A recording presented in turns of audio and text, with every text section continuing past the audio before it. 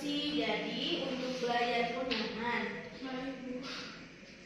Nah, untuk memulai pembelajaran, coba ibu ingin tahu siapa yang tidak hadir pada pembelajaran saat ini? Apple. Ya, ibu kenapa? Sakit.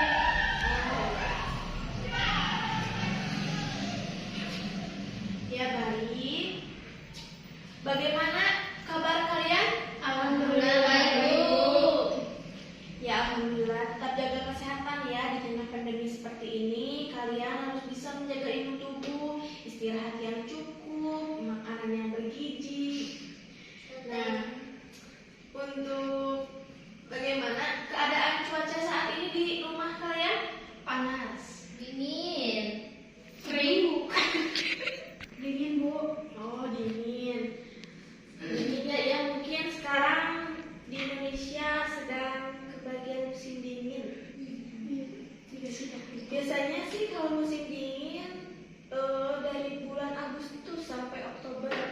Kalian benar-benar harus menjaga imun tubuh karena suka banyak yang sakit. Sakit hati. Nah, bagaimana? Coba deh kalian sekarang kan mau mulai belajar ya. Untuk memulai pembelajaran, coba kalian ingat-ingat di rumah kalian kalau misalkan cuaca dingin kayak gini ya, biasanya suka ada tembok yang berjamur. Ada. Iya, ada. Ada, Bu. Coba deh kalian pikir-pikir apa coba penyebab dari berjamur tembok tersebut. Kenapa ya, Bu, tembok berjamur?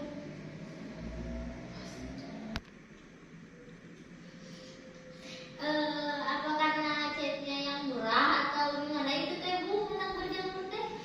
Hari ini kita akan membahas pengertian jamur. Kita akan membahas materi jamur. Nanti kalian akan terjawab pertanyaan-pertanyaan yang sudah diajukan kalian dan fenomena dari apa? Dari tembok yang berjamur. Sebelum kita memulai pembelajaran, kita juga harus tahu tujuan dari pembelajaran hari ini apa saja. Nah, tujuan dari pembelajaran hari ini, Ibu sudah menuliskan ya di whiteboard. Lihat, yang pertama, siswa mampu menjelaskan pengertian jamur melalui hasil studi literatur.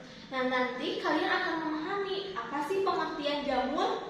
Nah, yang kedua, siswa mampu menyebutkan karakteristik jamur melalui hasil studi literatur. Nah, kan sekarang kalian jadi tahu, nanti kalian akan jadi tahu, oh ternyata jamur juga mempunyai karakteristik, oh jamur mempunyai ciri-ciri. Nah, yang ketiga, tujuan pembelajarannya siswa mampu menjelaskan cara hidup jamur. Ternyata bukan hanya manusia yang mempunyai cara hidup. Nah, jamur juga mempunyai cara hidup. Yang keempat, siswa mampu membedakan struktur tubuh jamur melalui gambar pengamatan dengan tepat. Dan siswa mampu menjelaskan reproduksi jamur melalui studi literatur. Siswa mampu mengklasifikasikan jamur dalam hasil analisis. Siswa mampu membandingkan perbedaan divisi jamur melalui pembuatan tabel perbandingan pada studi literatur. Dan yang terakhir, tujuan pembelajaran pada hari ini yaitu siswa mampu menjelaskan peranan jamur yang merugikan dan menguntungkan melalui studi literatur. Nah, dengan nanti kalian sudah memahami materi, kalian akan mengetahui yang sudah dituliskan dalam tujuan pembelajaran hari ini. Nah, sekarang agar kalian lebih memahami bagaimana jamur, bentuk jamur, sekarang kalian lihat deh. Ibu sudah membawa barang. Coba kalian perhatikan apakah di dalam barang ini terlihat perubahan bentuk, warna, ataupun yang lainnya. Coba kalian lihat. Itu teh apa, Bu? Kalian lebih lihat lagi apa yang terjadi perubahan pada benda ini. Karena kulitnya berubah, kayak ada bulu-bulu itu yang nggak merata. Nanti untuk menjawab pertanyaan dari saudara Alsa akan terjawab semuanya pada hari ini.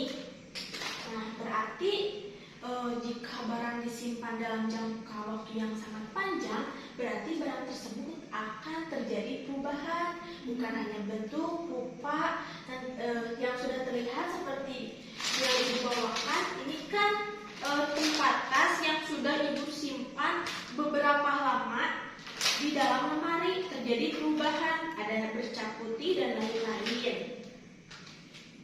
Nah, sekarang agar kalian lebih memahami materi, agar kalian bisa mengetahui dan menjawab pertanyaan tembok, fenomena barang yang disimpan dalam jangka waktu yang panjang, Ibu sekarang akan membuat kelompok, 2 kelompok saja ya. Silahkan kita bagi dulu kelompok ya. Nanti sudah Ibu bagi kelompok, kalian duduknya berkelompok. Kelompok 1 Alsta dan Nina. Sekarang kalian duduknya berkelompok memisahkan diri.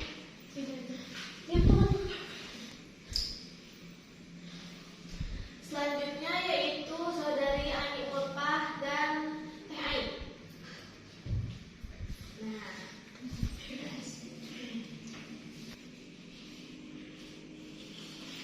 Nah, sekarang kalian sudah duduk berkelompok. Tugas kalian cari di Google atau buku paket literatur seperti makalah mengenai materi jamur. Nah, kalian baca studi literatur, nanti kalian pahami. Sekarang Ibu di sini akan membagikan LKPD. Nah, kalian kan nanti kalau sudah mempunyai materi dari hasil studi literatur kalian coba isi LKPD yang sudah Ibu sediakan saat ini. LKPD ini untuk melihat pengetahuan kalian mengenai materi jamur dari hasil data yang sudah kalian kumpulkan dari studi literatur.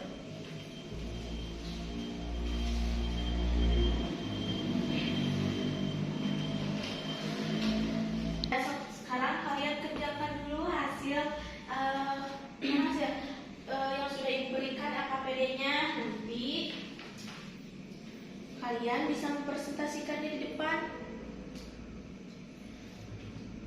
Bu, saya mau bertanya. Ya, bagaimana? Apakah ini struktur harus diisi dengan fungsinya? Ya, itu struktur tubuh jamur. Nanti kalian tulis jawabannya sesuai nomor. Lalu kalian juga jelaskan fungsi dari struktur itu. Ya.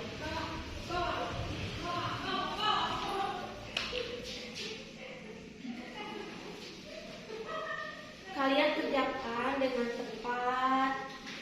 Tidak usah tergesa-gesa, karena Ibu bisa melihat pemahaman kalian dari LKPD tersebut, sejauh mana kalian memahami, sejauh mana kalian mencari literatur.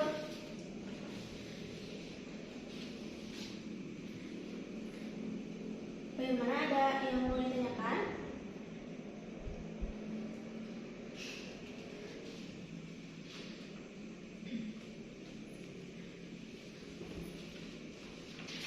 Ibu lihat sudah beres ya pengerjaannya?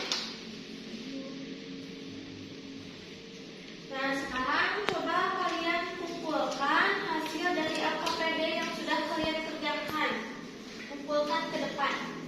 Kita akan mengevaluasi hasil dari jawaban yang sudah kalian tuliskan.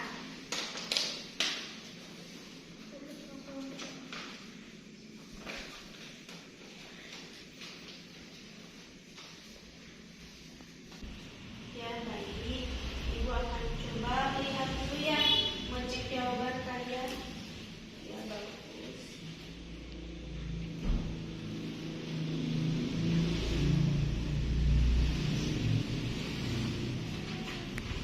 Ya sekarang coba deh ibu ingin tahu keberanian kalian. Siapa yang mau ke depan untuk mempresentasikan hasil dari diskusi kalian pada saat ini? Saya, Bu. Ya baik. Saya, Bu. Ya baik, silahkan Asma ke depan. Ini perwakilan dari kelompok 1 ya? Ya ini hasil diskusi. Silahkan kamu presentasikan kepada teman-teman. Assalamualaikum warahmatullahi wabarakatuh. Waalaikumsalam warahmatullahi wabarakatuh. Berdirinya saya di sini ingin menyampaikan hasil diskusi dari kelompok kami, yaitu kelompok 1, dan yang akan menjelaskan tentang bagian tubuh jamur yang terdiri dari fisik, tudung, bilah, kumpulan bilah, batang, cincin, sisik, dan cawan. Nah, dari bagian tubuh jamur tersebut, mereka memiliki ciri-cirinya masing-masing, yaitu yang pertama ada zigomikotina, yang kedua ada ascomycotina, dan kemudian ada rasiomycotina, dan yang terakhir ada dithromicotina. Nah, dari keempat tersebut memiliki bagian-bagiannya masing-masing. Yang satu ada hipa.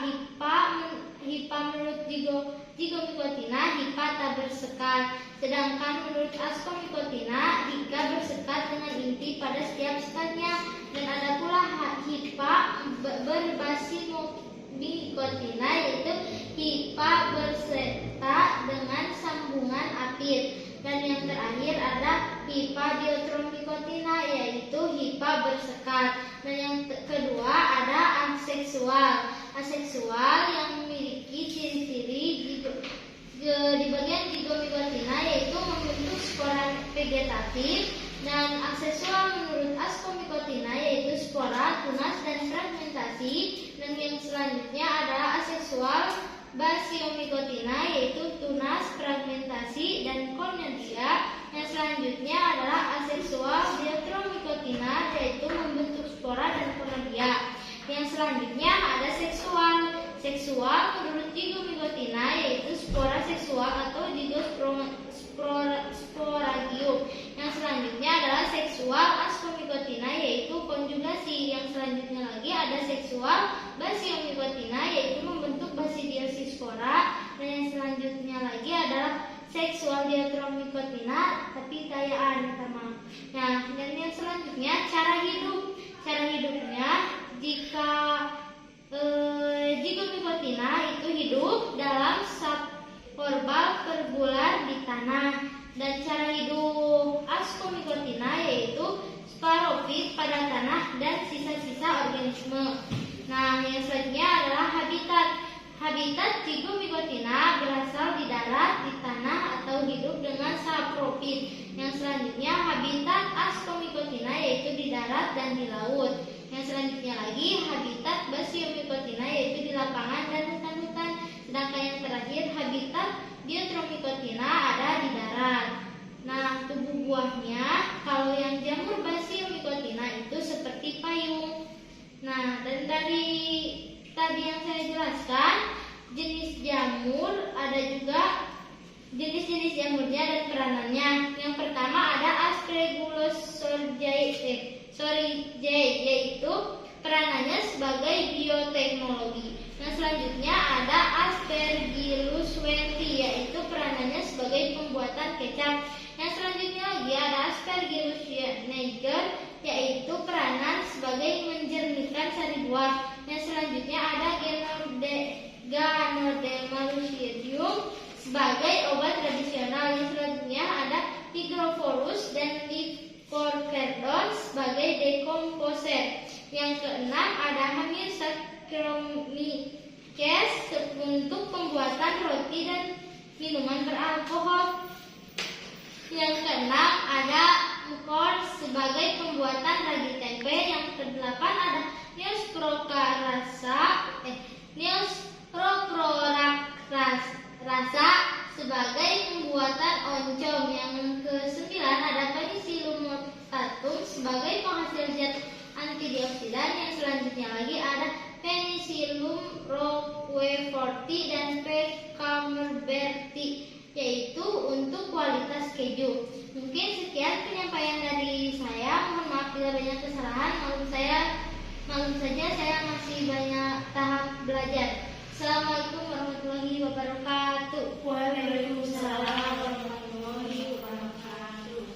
Terima kasih kepada saudara Asta yang sudah mau memaparkan hasil dari diskusinya. Sekarang coba Ibu ingin tanya, apakah ada yang ingin menyanggah atau mengomentari hasil dari presentasi yang sudah Asta paparkan kepada teman-teman? Silakan, siapa? Saya, Bu.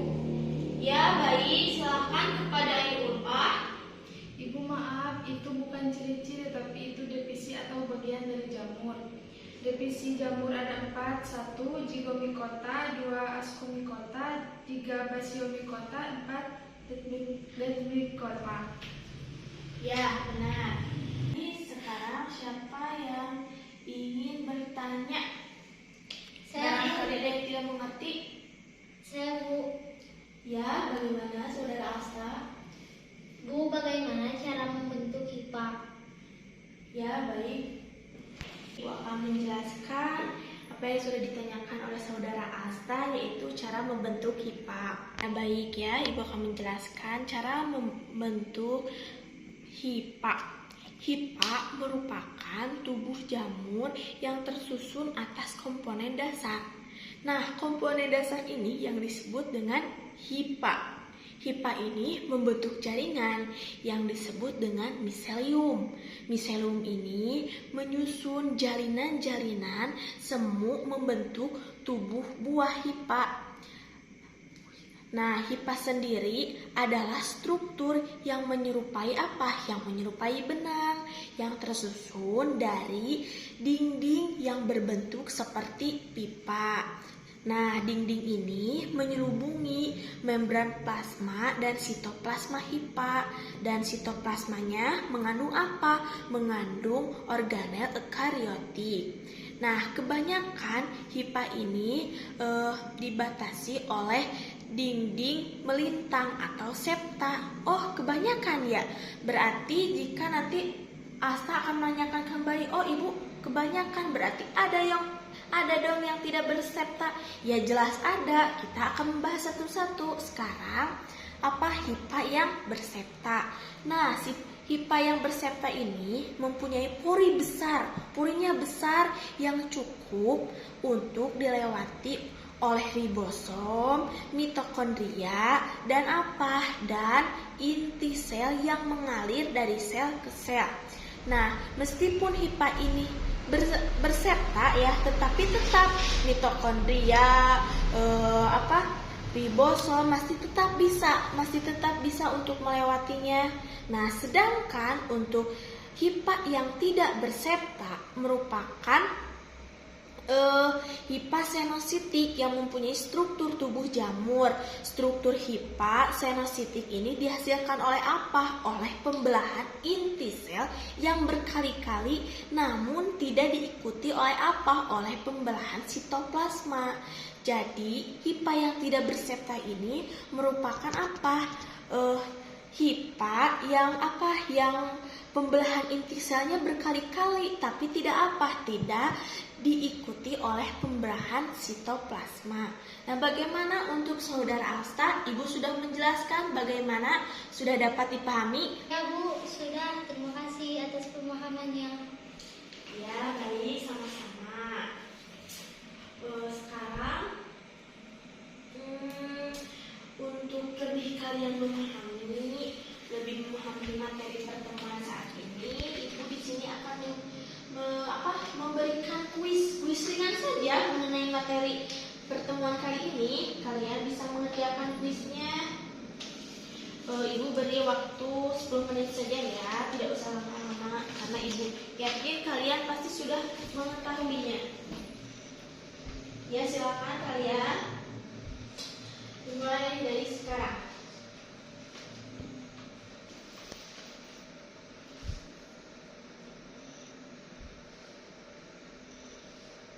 Sok kalian kerjakan sesuai pemahaman masing-masing.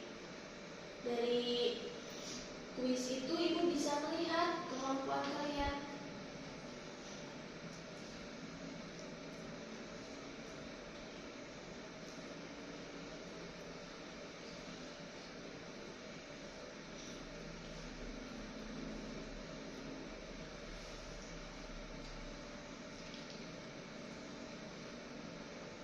Ibu rasa sudah cukup ya?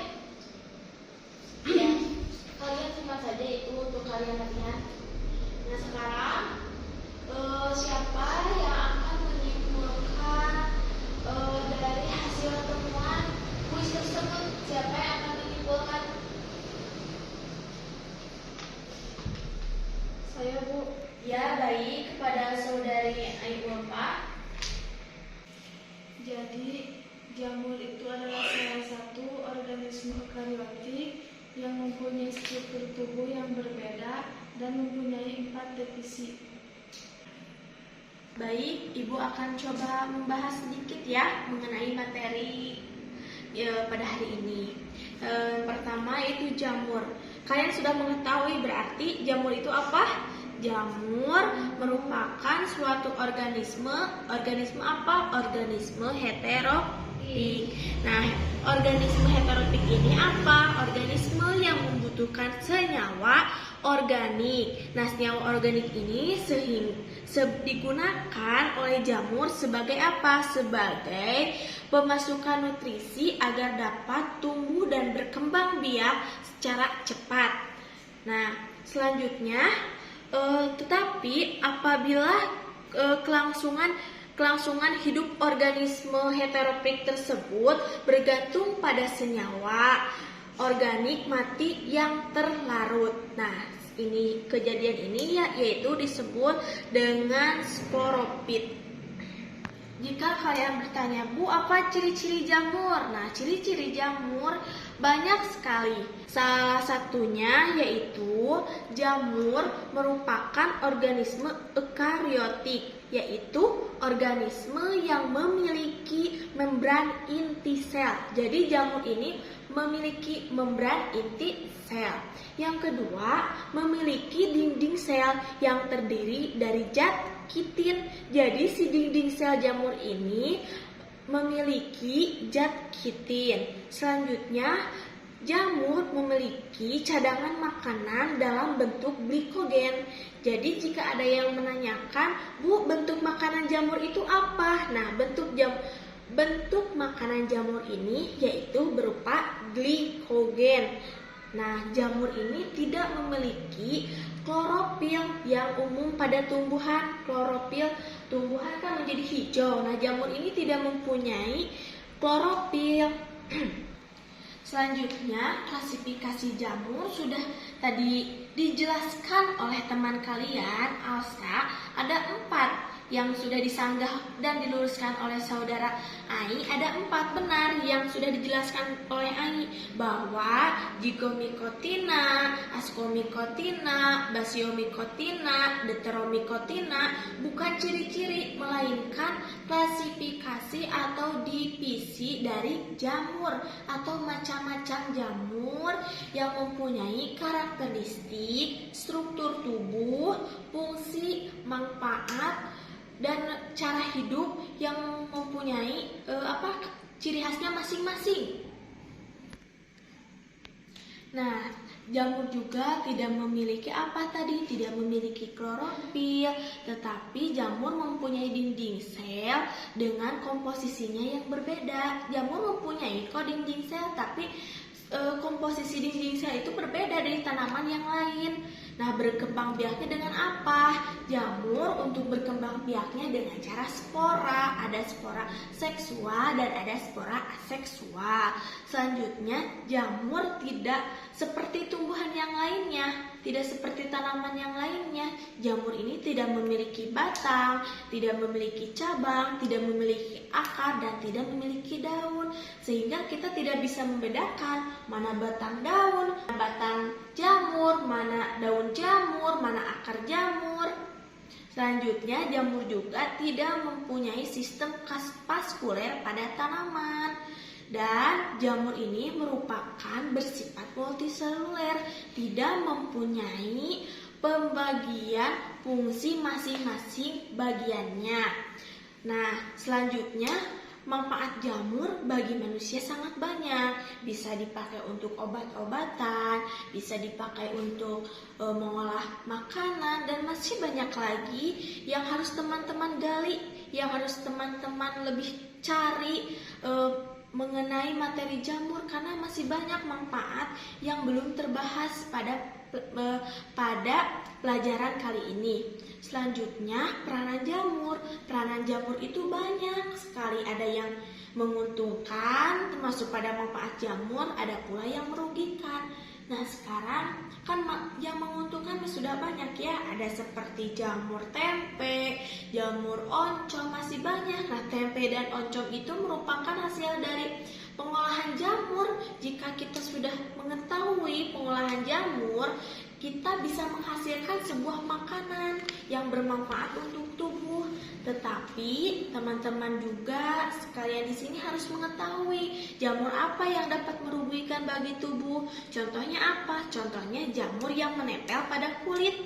Nah, makanya sekarang semuanya harus menjaga kebersihan, karena jamur bukan hanya menempel pada barang saja, bukan hanya menempel pada benda saja, tetapi jamur juga bisa menempel pada kulit manusia, pada tubuh manusia, sehingga manusia bisa merasakan gatal-gatal, dan itu memerlukan pengobatan yang bisa cukup relatif lama tergantung dari perkembangan biakan jamur pada kulit kita. Nah, sekarang Ibu sudah menjelaskan mengenai materi jamur. Teman-teman juga sudah bisa menyanggah, berarti teman-teman sudah paham dan mengerti materi jamur. Sekarang Ibu minta satu orang perwakilan dari kalian untuk bisa menjelaskan materi jamur yang sudah kalian diskusikan, yang sudah Ibu jelaskan. Bagaimana materi jamur yang sudah kita sampaikan pada pertemuan kali ini? Ibu ingin meminta saudari siapa ya? Saudari Ai. Assalamualaikum warahmatullahi wabarakatuh. Saya di sini ingin menjelaskan pemahaman saya tentang pertemuan kali ini. Spora fungi memiliki berbagai bentuk dan ukuran dan dapat dihasilkan secara seksual maupun aseksual. Pada umumnya spora adalah organisme uniseluler, tetapi dia juga spora multiseluler. Fungi mempunyai 4 divisi. Pertama, yaitu tidak memiliki klorofil. Yang kedua, mempunyai dinding sel dengan komposisi berbeda. Yang ketiga, berkembang biak dengan spora. Keempat, tidak memiliki batang, cabang, akar, daun. Yang kelima, tidak mempunyai sistem vaskuler seperti pada tanaman. Ya, baik, terima kasih kepada Anda yang sudah bisa menjelaskan materi pertemuan saat ini. Walaupun masih ada sedikit yang bukan kesalahan ya, yang harus dibenarkan, tetapi Ibu rasa itu sudah cukup perkembangan yang bagus ya. Nanti kalian baca lagi saja. Pertemuan kita dalam materi fungi sudah dicukupkan sekian. Ibu harap materi yang sudah Ibu sampaikan bisa menyerap pada kalian, bisa kalian manfaatkan dalam kehidupan sehari-hari. Dengan kalian sudah mengetahui manfaat dari jamur, manfaat yang menguntungkan, yang merugikan. Nah, untuk minggu depan Ibu akan mengadakan praktikum untuk mengamati dari jamur agar kalian bisa lebih dekat mengetahui bagian struktur tubuh jamur. Ibu rasa dicukupkan sekian. Mohon maaf bila ada kesalahan. Sebelum kita mengakhiri, mari kita berdoa terlebih dahulu.